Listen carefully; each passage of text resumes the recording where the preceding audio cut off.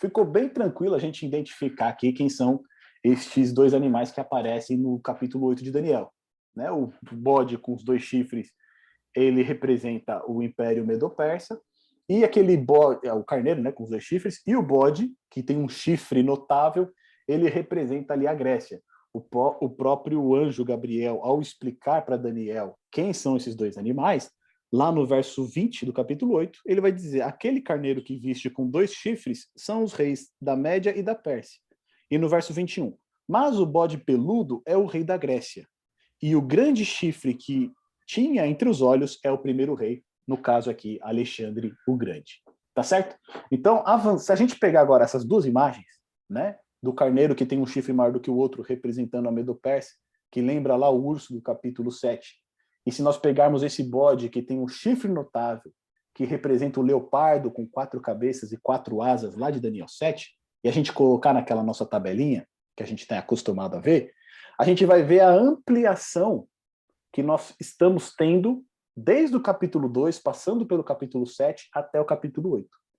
Lá no capítulo 2, a gente viu que o ouro representava a Babilônia. E aqui no capítulo 7, a gente viu que era o leão com asas, tá certo? No capítulo 8, não tem representação de Babilônia. E por que não tem representação de Babilônia?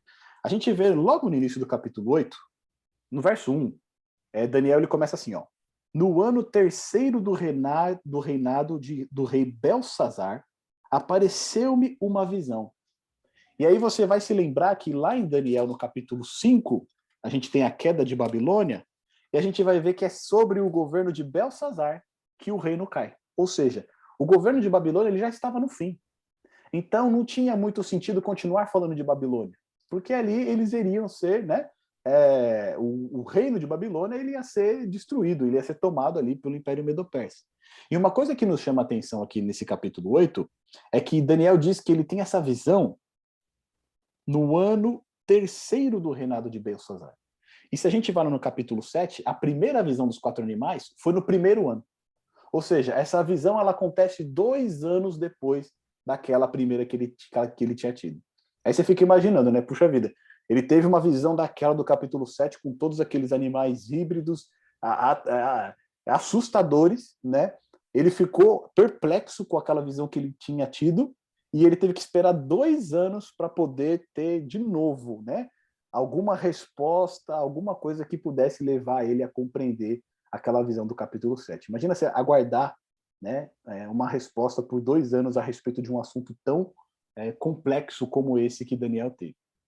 Depois a gente vai ver que a parte de prata representa o urso que tem um lado maior do que os outros, e que no capítulo 8 é representado pelo carneiro com 2 chifres, e o texto vai evidenciar que esse carneiro ele tinha um chifre menor do que o outro, né? Um chifre dele era maior do que o outro, fazendo alusão lá ao urso do capítulo 7, que tinha um lado maior do que o outro.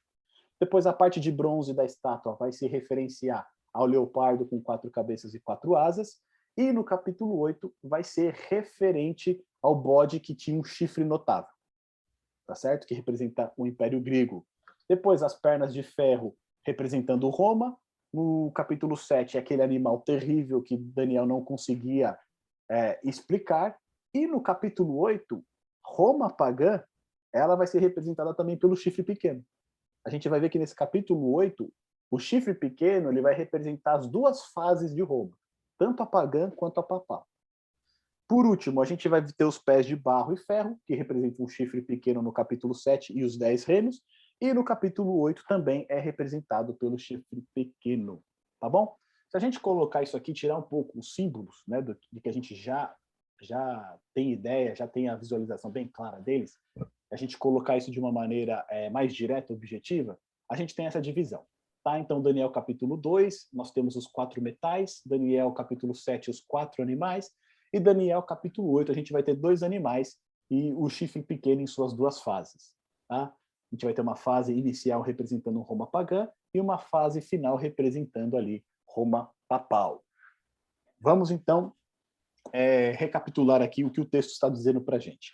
Lá no verso 3, é dito o seguinte a respeito desse carneiro, né? A gente vai ter a descrição desse carneiro, e no verso 4 diz o seguinte: vi que o carneiro dava marradas para o ocidente.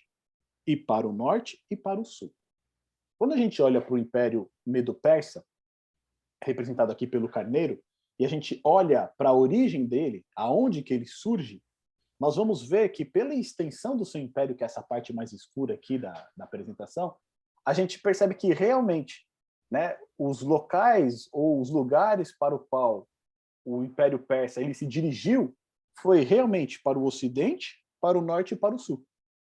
Né? Foram esses lugares que ele se dirigiu, que ele levou o seu exército e conquistou as terras. Né? Depois ele vai conquistar a Babilônia, vai conquistar o Egito, vai também conquistar a Palestina, ele vai conquistar toda a Lídia ali, a região da Turquia atualmente, né? E quase vai chegar na Grécia. Depois a gente vai ter as guerras entre gregos e persas ali, justamente porque o Império Persa estava ameaçando, né, os governos gregos ali. Então, quando fala desse carneiro que ele dava marradas, marradas é uma cabeçada, né? É aquele movimento que o carneiro faz, geralmente. Ele quer dar uma cabeçada, e essa cabeçada ela é em direção ao ocidente, ao norte e ao sul. Quando ele está falando a respeito, né, dessa disposição do Império Persa, ele vai falar o seguinte na página 4, ó, aí no verso 4. E nenhum dos animais lhe podia resistir, nem havia quem pudesse livrar-se da sua mão. E ele fazia conforme a sua vontade e se engrandecia. E a gente vai perceber que esse termo se engrandecia, ele vai se repetir várias vezes aqui no capítulo 8. Ele começa aqui no verso 4, ele se repete no verso 8, ele se repete no verso 10 e se repete também no verso 11. Ou seja, todos esses poderes que aparecem aqui no capítulo 8, tanto o carneiro, quanto o bode, quanto o chifre pequeno, eles vão se engrandecer. Né? Eles vão se tornar excessivamente grandes. Só que aqui no final do verso 4 e no começo do verso 5, diz o seguinte: e estando eu considerando, eis que um bode vinha do ocidente sobre a face de toda a terra, mas sem tocar no chão. E aquele bode tinha um chifre notável entre os olhos.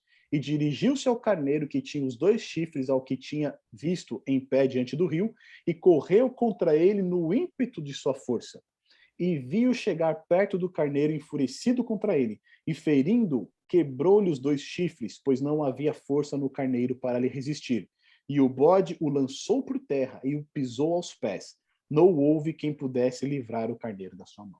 E quando a gente olha aqui, né, para o nosso mapa, a gente vai ver que quando esse carneiro começa a ameaçar o reino da Grécia no ocidente, um reino ali se levanta, né, composto pelo Império Grego-Macedônico, ele se levanta e vai contra o Império Persa. E conforme a gente viu lá no capítulo 7, isso de fato ocorreu.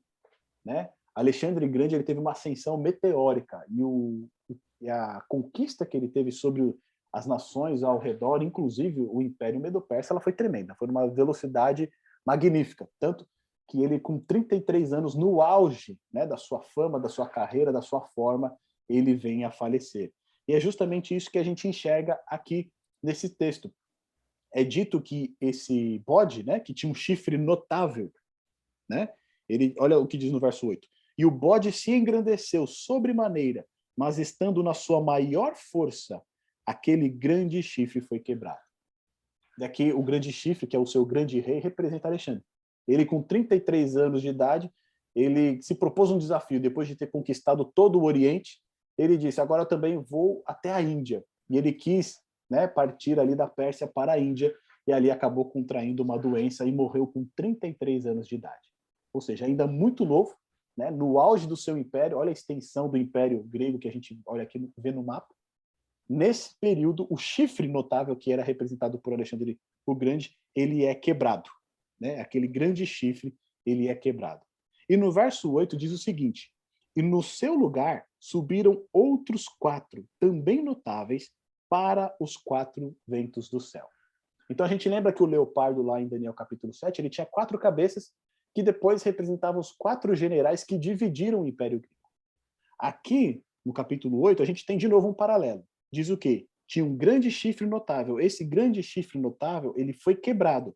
E no seu lugar subiram outros 4, também notáveis, representando lá a cabeça do leopardo. E quando nós olhamos a divisão do Império Grego, novamente aqui, a gente vai ver que esses 4 chifres são os 4 generais de Alexandre que dividem o seu império entre o Império Seleucida, o Império Ptolomaida, o Império de Cassandro, que era ali a região da Macedônia, e depois o Império de Lisímaco, que pegou aquela parte ali da Lídia.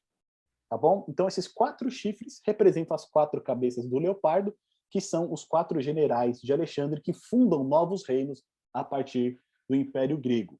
Meu amigo, minha amiga, se você gostou desse vídeo, se você foi abençoado por este conteúdo, eu gostaria de convidá-lo a deixar o seu like, fazer o seu comentário e compartilhar esse vídeo também por quem tem interesse por este mesmo assunto. Também não posso deixar de pedir para você se inscrever no nosso canal, para assim você ajudar a divulgar ainda mais o nosso canal para aquelas pessoas que precisam receber estes estudos e também essas mensagens. Que Deus te abençoe.